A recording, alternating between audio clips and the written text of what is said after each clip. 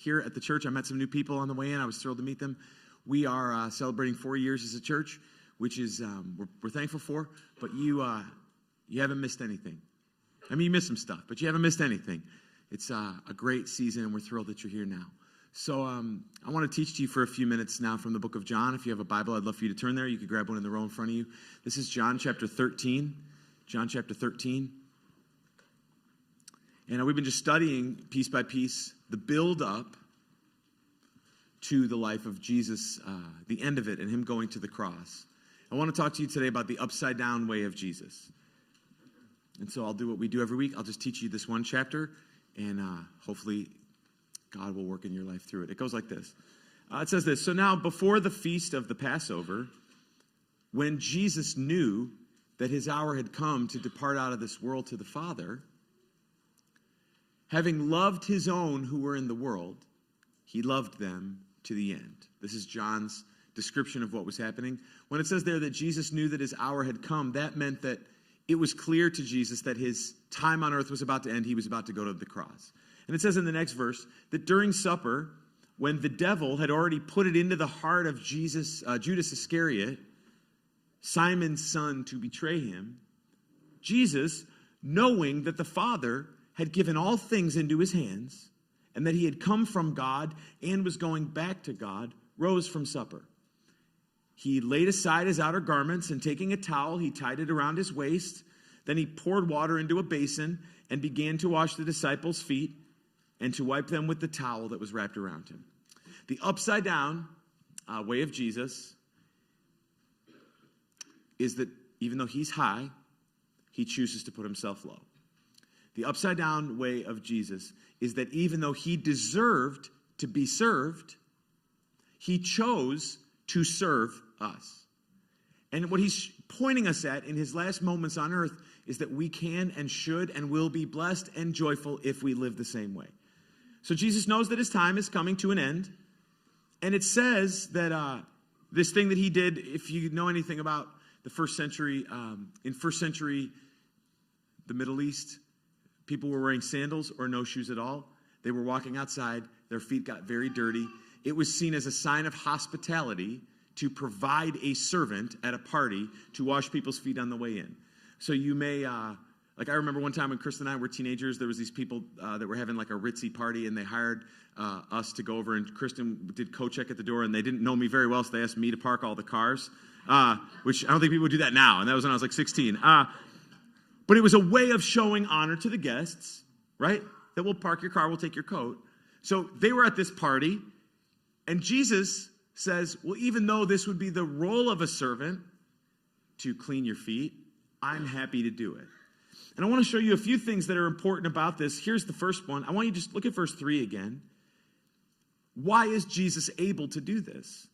It's because he knows that the Father has given all things into his hands, and that he had come from God and was going back to God. You see, Jesus' identity was not problematically affected by taking on the role of a servant. Lots of people don't want to serve because they don't want to be seen as a servant. Do you see the difference? That a servant is someone who couldn't do anything better than to have a job like that. Couldn't earn a higher place, so they were forced to just do something they don't want to. But there's people who can take on, and Jesus is showing this, he can take on the role of a servant in a moment without seeing himself as lower class, because he knew three important things. He knew, and these are true things for you and for me. First, what I do is not who I am. You may have a role that you support your family with that sometimes makes you feel like, I wish I was somewhere or something better. But you are not simply the totality of the role that you have. Two, what I have is not who I am. Jesus, it says there, he took his outer shirt off, just like I did when I was baptizing a minute ago, and he made himself look like a person who was not of high status, but that didn't change who he was in his understanding of who he was with the Father. Same for you and for me. Sometimes I feel blessed, sometimes I don't. Sometimes I feel like I have a lot, sometimes I don't. It all depends on who I'm comparing myself to often. What I have is not the totality of who I am. And third, what they think is not who I am. We're going to see in the story that a lot of people look down on people who serve. People feel a lot of freedom in our culture to treat people who work at drive-through windows or deli counters or coffee shops as though they are below. Have you seen all these videos of like teenagers going around and like torturing all the people in the drive-through? Hopefully my kids aren't doing that right now. But like, there's a freedom that people feel to do things like that. Why? Because they think people over here are better than people over here. And Jesus is showing us, I can choose to serve without it mattering that anyone else thinks that I'm a servant if I'm secure in knowing who I am under God. Do you see? So it says there, what I'm trying to show us is that the action of service, the willingness to serve, reveals that I have a clear identity. This text comes one chapter after, if you were here a few weeks ago, where Mary anoints Jesus' feet with perfume and wipes it with her hair. That was in one chapter earlier, John chapter 12. And it's showing us that Jesus was served by Mary, and he is also willing to serve. We have a lot of weird things in our Western culture. I think that one of them is most people prefer to always be serving or always be served. And a healthy spiritual life has inside of it the ability to sometimes be served and sometimes serve. A lot of times, if I can be honest, women especially, because of the pressures that our culture puts on them, operate from this place like if I'm ever not doing a bunch of stuff for somebody else, that I'm somehow lazy or wrong or a bad Christian or. And depending on what background you were raised in, it's very easy for sure for men, but for other people to think, well, no, I was raised over there. I went to that school. I have that kind of job. I've made it to a place in life where I get served. And a healthy spiritual life has both of it inside it, I think. The action of service reveals a clear identity. So the story continues. Jesus comes to Simon Peter. So you can imagine he's going around the table and he's washing the disciples' feet. And he gets to Peter. Peter's role, almost always in the Gospels, is to say the thing out loud that other people are thinking. Him and John clearly had like a sibling type kind of rivalry energy with each other because John loves to make Peter look like a dork over and over and over in the text. And so he comes to Simon Peter, and Peter says, Lord, do you wash my feet? He's saying like, this is not what you're supposed to do. This is not who you are. He clearly understands that this is not the role that Jesus should be in. But it says that Jesus answered him, what I am doing, you don't understand now, but afterward you will understand. Jesus is trying to say to him, hey, it's not exactly about this little moment. It's about the metaphor of what it represents. Do you see the difference? So, see, it's because Jesus is pointing at this, and I think Peter is too. Everybody likes to be served, whether we're willing to admit it to ourselves or not. If you ask someone to describe what is your perfect day on this planet, for a lot of people it's a beach and a chair and a drink and someone to make sure the drink is being refilled and, you know, depending on like how whatever you are, you know, someone to like put the shrimp in your mouth while you're putting your head up like this. That there is inside of us this thing, we like to be served. Part of that is an insatiable human pull to better position, better prestige, better title, and a desire to be treated differently. People like the feeling of being treated like I am special, like I am significant, like I am important. And our culture has learned how to monetize our desire to be seen or feeling special in all kinds of ways, right? This is like all these commercials, right? If you just pay a few more dollars, you can have an even heavier credit card. Then you can be in the Admiral, the Gold, the extra special, the even better than the other one. You can make it into every place you go now. Are you part of our status program? You can just 18 more ice cream cones and you can earn half an ice cream cone free. Do you want to be part of the club? Do you want to be part of the thing? You can get up to a higher level. You can get a better parking space. There's this thing in us, and it gets monetized all the time. I might have told you this story before, but it fits perfectly here. I don't know, a year or something ago, I was on a plane, and I used to travel a fair bit, and Kristen and I, our house flooded, and we paid for the whole thing, the remodel, on an American Airlines credit card, and we've accumulated a lot of points, and I've flown a lot of miles, and so, kind of a big deal is my point. Kind of with them. If I go to United Terminal, they don't know me. They know who I am. And I'm on this plane, and the guys just come over the loudspeaker telling us that we're delayed. And you know when you're on a plane and if it's delayed, there's that grumble that kind of moves through the cabin. And right then, the flight attendant, God bless her, was going to give everybody their drinks, and she's walking down, and then she just says about 4 rows ahead of me, "Is Mr. McDonald here? Is Mr. McDonald in the plane? Is Mr. McDonald on the plane?" And I was like, and she brought over, I got a snack box for free on the plane with this note attached. It's the grapes and the crackers, that one they charge you $24 for, that's worth $1. And it was and I was feeling, we crave that.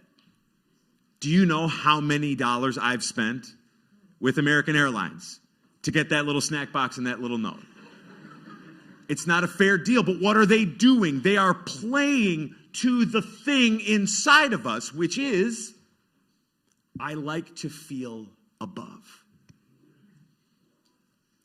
Jesus here is using this word for servant all through the book of John and the New Testament.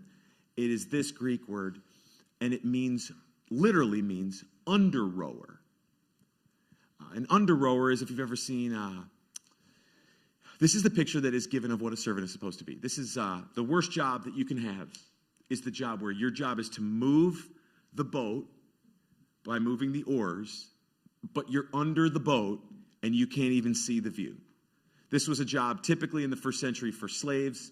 This is Ben-Hur. I don't totally know why all the guys in Ben-Hur are Middle Eastern guys played by handsome white guys. I don't know how that was part of the story, but that's the way they did it back in that time. But this was seen as the lowest job that you can have, is you have to make the boat move and you don't even get to see the scenery. And this is the picture that Jesus is giving to you and to me, not of the role that we're stuck in. Get it? Not of the role that we're stuck in, but the role that we should be trying to reach towards. Being a servant, I guess the point is not natural. Being a servant is supernatural. The desire to do for others is something that comes from God. This is why Peter says to him in the next verse. Peter says to him, this is the way he always goes. Peter's always trying to reach to get the answer that's going to make the teacher happy. So he says, "You shall never wash my feet." Thinking it was like a trick, right? And Jesus answered him, "If I don't wash you, you've got no share with me. If you won't let me do this, you're out," is his point. So then this is classic, right? Peter's like, okay, fine then, not my feet, but also my hands and my head, if we're washing. And then Jesus just confuses the tar out of him, and he says, "The one who has bathed doesn't need to wash except for his feet, but is completely clean, and you're clean, but not every one of you." And then Peter's just like,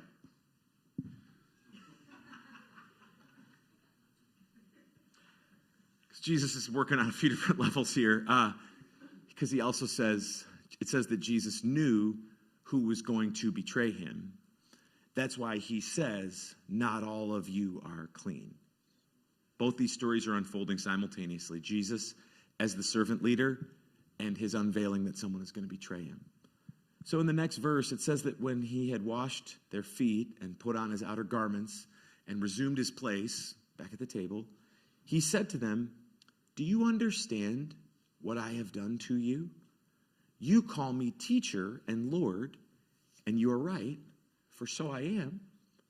If then your Lord and teacher have washed your feet, you also ought to wash one another's feet. For I have given you an example that you should also do just as I have done to you." So in the first century, a teacher a rabbi, a person that could help me understand things that I didn't already know. That was like the top of the pyramid. The best thing you could be was a rabbi or a teacher. So Jesus is basically saying, like, okay, so, like, you guys agree, like, I'm Taylor Swift, right? Like, I'm top of the pyramid. And if I'm willing to serve you from my place, then clearly you should be willing to serve each other from yours. That's what he's trying to say. He's trying to say no matter how high you get, you can still be a servant, which is important for a few reasons. One is our world and culture is constantly calling out to us to say, if you want to get forward in life, you should be a leader. Leaders are the people that get promotions. Leaders are the people that get the big bucks. Leaders are the people that people love to talk about, love to be impressed by. Not people who can do things, but people who can kind of catalyze a bunch of people together. There's millions of books and conferences and TED Talks and things that you can get involved in because our culture says if you want to rise, you have to be a leader. The problem with that is not everybody is made that way. Some people are at their best solo. Some people don't have the temperament or personality to catalyze others. My point is not everyone can be a leader, but everyone can be a servant. There is no person with a beating heart who cannot operate from a place of what can I do that I don't have to do to make things better for someone else. I think Jesus is also saying a second thing, which is we love to say, I want to be like Jesus. I want to grow and be like, we sang, worship was, I thought, excellent today. Tara's the only one, I guess, from the band who made it into church here. But I'm just kidding. They were on here last time. But I love when we sing together. One of the things that we often sing about is some idea like, I want to be more like Jesus. And I think Stephen, good job. Yeah, there you are. But do you see what he's saying? He's saying, I think, you're most like Jesus when you serve. You're not most like Jesus when you're singing a song or preaching a sermon or writing in the comments section on Facebook. You're probably most like Jesus when you are willing to put yourself in a place of down for the sake of others, I think is what he's saying. Next verse, he says, truly I say to you, a servant isn't greater than his master, nor is a messenger greater than the one who sent him. If you know these things, blessed are you if you do them. Jesus is saying, again, he's emphasizing, if I am willing to serve and I'm at the top, then how can you say from your spot, I'm not willing to serve? That's what he's trying to say. We all understand that the messenger, the person who speaks for, is not more significant than the person who's being spoken about. You get this, right? This is like the job of the press secretary is the person who speaks for the president. That's the girl right now. That's the girl before her. That's that girl that was on the TV show that a lot of people liked. When it was like, oh, the government, it's beautiful. Yeah. But everyone understands that when this person is speaking, they're not more important than the person they're speaking for. That's the metaphor he's using. It makes perfect sense. Everybody understands it. So he's saying, if you know that servants are the ones who are the highest, you will be blessed when you take on the attitude of service. That this attitude of, I'm not too good for that. I'm not above that. Just because of the education that I have, the experience that I have, the place that I'm not too good for that. That attitude, it appears to be that Jesus is saying that attitude invites unusual blessing into my life. God blesses his servants not for what they know, but for their responses to what they know. He continues, verse 18. He says, I'm not speaking to all of you. I know whom I've chosen, but the scripture will be fulfilled. He who ate my bread has lifted his heel against me. Jesus is quoting here Psalm 41:9. Psalm 41:9 is this picture that Jesus knows that someone is going to betray him. So he says in verse 19, I'm telling you this now, before it takes place, that when it does take place, you may believe that I am he. Truly I say to you, whoever receives the one I send receives me. Whoever receives me receives the one who sent me. Jesus is saying, I'm pointing to you now, guys, that the Bible says someone is going to betray me. Now, when you see someone betray me right in front of your eyes, and I just told you it was about to happen, that's going to increase your confidence that I'm exactly who I say I am. You know this, right? When, I don't know, everyone's like trying to figure out the weather. I'm not really big on the weather. I'm just kind of like, I don't know, we'll figure it out when it happens. But the way that you decide which weather app to use or which weatherman, when that was like the big thing, like a lot of Tom Skilling people or whatever, when that was like the way that you decide. See, people say, I love Tom Skilling. I don't know why. The way that people decide who to listen to about the weather is when you realize in the present they were right in the past, right? Doesn't matter how good they are at saying the forecast. If they say it's going to rain and it snows, or they say it's going to rain and it's a beautiful day, you're not going to listen to the person anymore, okay? Jesus is saying, I'm telling you I'm about to be betrayed, and it's going to be one of you sitting at this party. And the reason I'm telling you is so when it happens, you'll be like, oh, man, wow, he was right. That's what he's saying. So it says after Jesus said these things, this is verse 21, Jesus was troubled in his spirit, and he testified, truly, truly, I say to you, one of you will betray me. This wasn't the first time that Jesus had brought this up. About a year before, best we can tell, John chapter 6 and verse 70, Jesus said, I chose you guys, you 12, but one of you is a devil. Jesus knows and has been living for a long time with the knowledge that one of these close friends that he'd been living life with as they'd been traveling and eating and drinking and enjoying and helping people be healed and spreading the good news, he had been living for a long time with the awareness that he was about to be betrayed.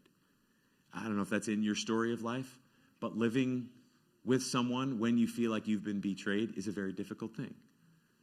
Living with the awareness of something terrible that has happened or is happening is a very difficult thing.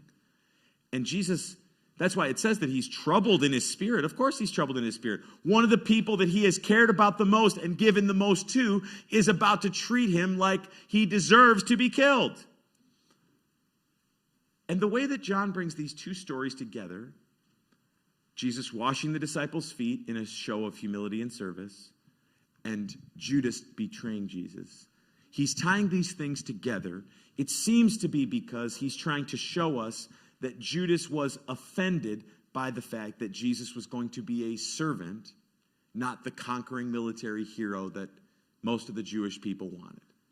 They wanted a Jesus who was going to ride in on a horse and say, get out, Rome. And Jesus came on a donkey to serve. So it says that the disciples looked at one another, and they weren't sure about who he was speaking. You can imagine this, right? Like if I, like right now, was like, somebody in this room has a gun. Let's just say, I don't know. Everyone would kind of be like, first they would probably think I was joking. But if I was serious and you all agreed, everyone would be like, is one of those biker guys here that are here sometimes? There's like a guy with like a leather jacket, or like, it's kind of, right? That's probably like where you'd start. And you'd start like trying to figure, it says the disciples, they started looking at each other. They weren't sure who he was talking about. Then it says one of the disciples whom Jesus loved, which is like just one of these things. For whatever reason, it's really important to John that we all know that he was the favorite. So whenever John writes, he won't write his name down, which is like this weird little fake humility thing. I don't really get it. We can ask him about it in heaven maybe. But he says one of his disciples, whom Jesus loved, was reclining at the table at Jesus' side. See, he also wants you to know that at the party they were all having, he was sitting next to Jesus.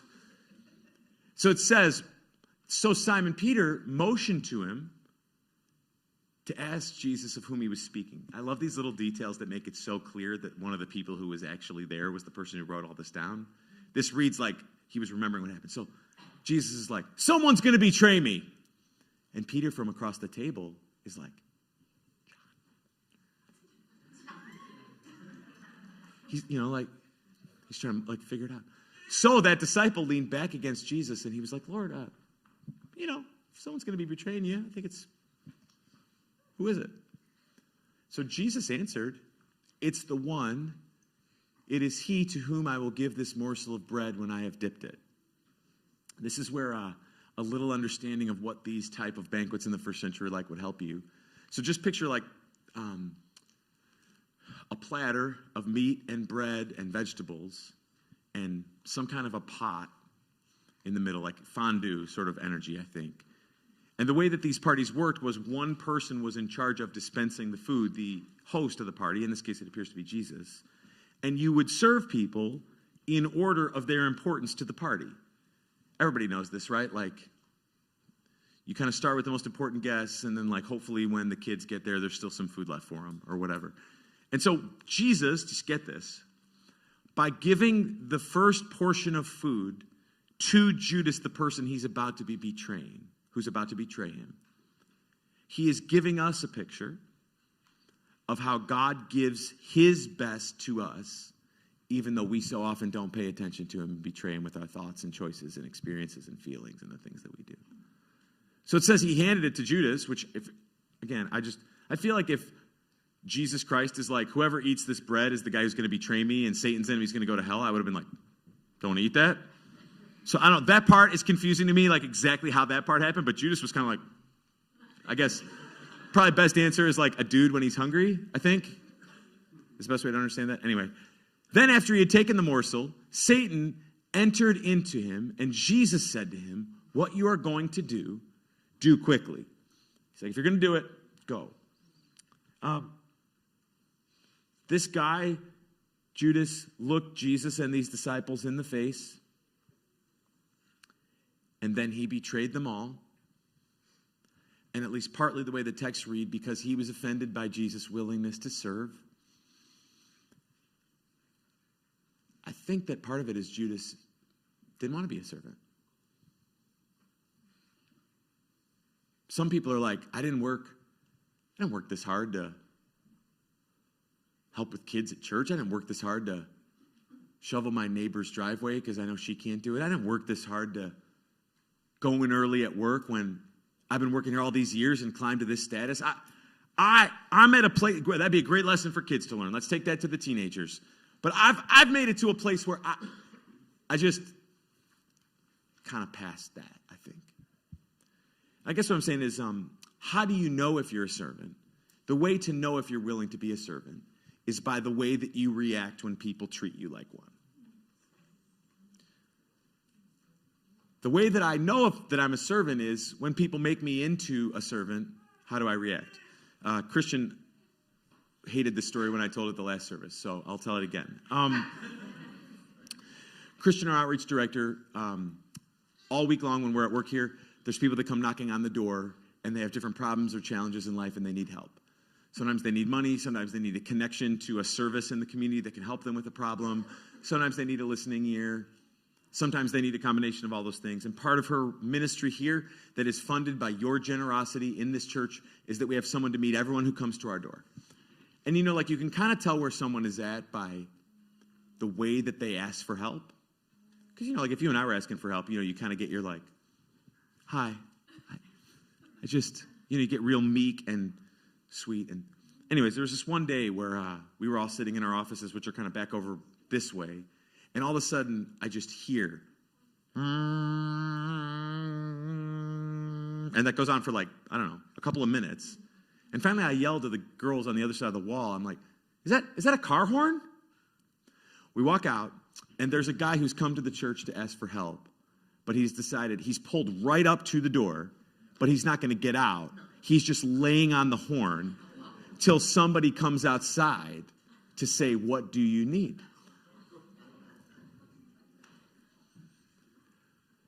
Right. I can see all your faces right now. I know, right. And Bill is his name. And he launches into his whole story. And I watched my friend, who I am so proud is part of this church in the way that she serves. And I just watched her as maybe, like, I watched her fix her face and figure out how to point this person to the thing that they needed. Because a person who's asking for help like that is telling you without telling you. They got some serious issues going on in their mind and their heart. And anybody who heard that story would have been justified if she walked out the door and said, hey, why don't you buzz off and come back with a better attitude if you want help? Right? And I'm sure a few people are kind of like wishing that was the end of the story as I'm telling it. But there is something in the servant that says, I'm not here for Bill. I'm here for God. And I'm going to treat this person not the way that they deserve to be treated. I am going to serve them because my Father in heaven served me by putting himself on the cross on my behalf. So there is nothing that is below me. There is nothing that I am not willing to do. There is nothing that I am too good for because my King washed my feet, put himself on the cross on my behalf. That attitude is so powerful. I guess because a different way of saying that is if your purpose in giving, if your purpose in serving is what you get from it, you will never get enough. That like, if you're a parent and you're in that stage of life where there's lots of kids and lots of laundry and lots of demands every different direction, if the only fuel that you can find to keep on going is they're grateful enough. All right, let me just let all the moms who want to on the count of three, just say an amen to that on the count of three. 1, 2, 3. They're never going to be grateful enough. On their best day, on Mother's Day, when they're trying their darndest, they are not grateful enough to earn and deserve the sacrifice of service that you are giving on their behalf. So if the only way that I can give is because of what I get back, I will inevitably stop giving because I'm never going to get enough. But if I see that every time I am serving them, I am serving the King, it fuels me to continue in going. So it says that when Judas went out, Jesus said, "Now's the Son of Man glorified, and God is glorified in him." Jesus knows that his time to go to the cross is nearing. And so he says, if God is glorified in him, God will also glorify him in himself and glorify him at once. He said, "Little children, yet a little while I am with you." Just this is the last time he's going to talk. He says, "You will seek me, and just as I've said to the Jews, so now I'll also say to you, where I am going, you cannot come." He says, "A new commandment I give to you, that you love one another, just as I have loved you, you also are to love one another." Jesus is doing something here that's really important. This happens all over the place in the New Testament, where there's a law or a rule or a principle in the Old Testament, and then Jesus comes along and says, but we can do even better. We can go even higher. So he says, I'm giving you a new law, a new commandment, a new way of thinking. The new way of thinking is the same way that I loved you is the way you're going to love one another. So on first reading, that feels complicated because loving one another is an idea that's in the Old Testament. So it wouldn't, your first reading, you're like, wait, how is this a new rule? This is like Leviticus 19 would be one place. It's in lots of places in the Old Testament. So what does it mean that it's a new commandment? Jesus is saying this. The old way was an eye for an eye. You love others at an appropriate, approximate level for the way that they love you.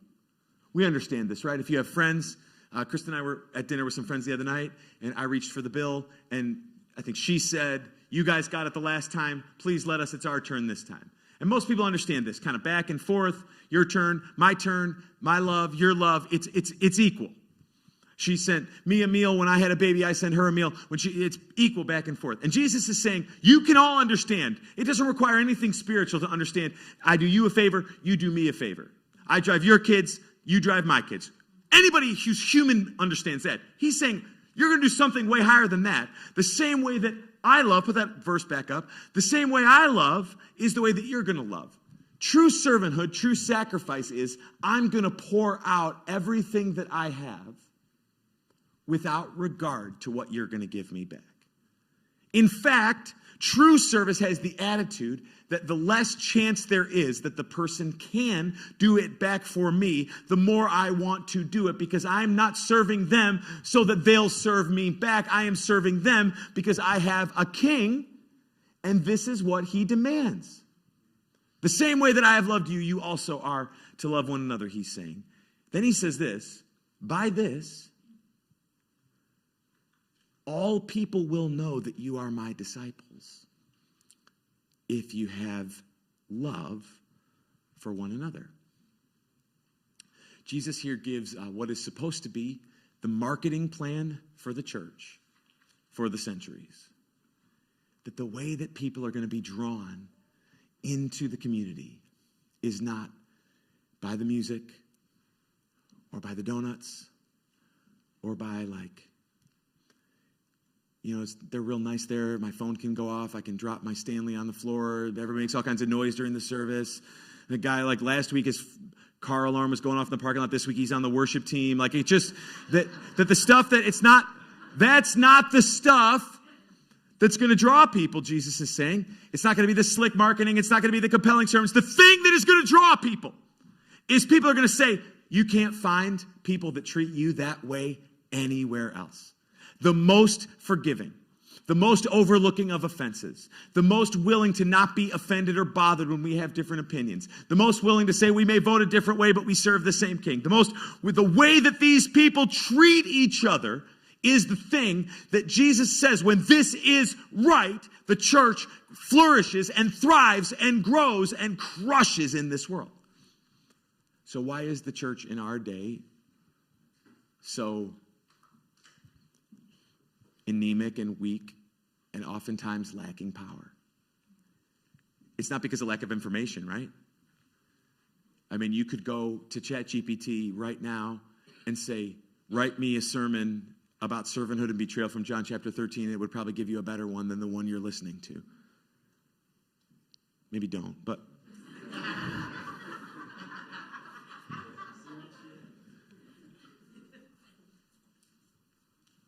And for centuries, people didn't have a Bible that they could read. And then for centuries, they needed a Bible in their language. And then for centuries, they needed a Bible in common language that they could understand. And then they needed one that they could afford. And now there's one for free in 100 different versions on your phone. And the Bible is more accessible. But is the church more thriving? It's because we haven't got this part right. I was at a conference years ago, and a friend of mine was preaching, and he said it this way, which I thought was great. He said, it's supposed to be that they will know us by our love, but so often, what do they know us by? They know us by our shove.